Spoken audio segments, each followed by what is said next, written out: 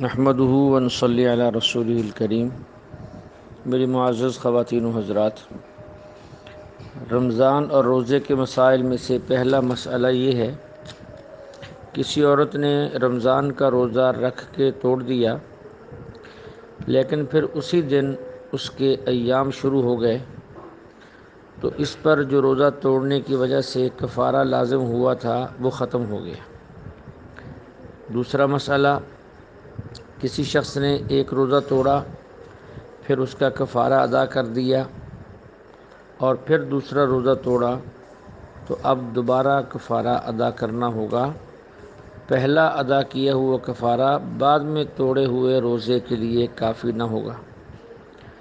تیسرا مسئلہ، عورتوں کو روزہ رکھنے کے بعد ایام شروع ہوتے ہی ان کا روزہ فاسد ہو جاتا ہے۔ اب عورت کے لیے جائز ہے کہ وہ کھائے پیے، اپنا پیٹ بھرے، خواہ چھپ کر کھائے خواہ گھر کے لوگوں کے سامنے کھائے، دونوں طرح اس کے لیے کھانا پینا جائز ہے۔ ہاں، ایسا مسافر جس کا روزہ نہ تھا، وہ سفر سے دن کے وقت میں گھر لوٹ آیا، یا ایسا بچہ جو بالغ نہ تھا دن کے کسی وقت میں بالغ ہو گیا، اگرچہ ان لوگوں کا روزہ نہیں ہے لیکن انہیں احترام رمضان کے اندر غروب تک کھانے پینے سے بچنا چاہیے۔ چوتھا مسئلہ، نفل روزہ شروع کرنے سے لازم ہوتا ہے اور بغیر کسی عذر کے اسے توڑنا درست نہیں ہے۔ بلا عذر توڑے گا تو گناہ گار ہوگا، قضا بھی کرنی ہوگی۔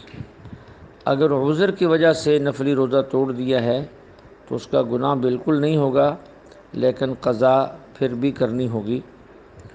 عذر میں بہت ساری چیزیں آ جاتی ہیں، مہمانی ضیافت بھی ایک عذر ہے۔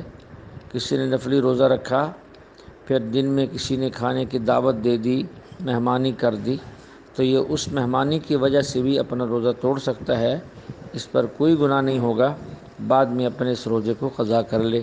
اللہ جل شانہ ہمیں مسائل سیکھ کر عمل کرنے کی توفیق عطا فرمائے۔ وآخر دعوانا ان الحمد للہ رب العالمین۔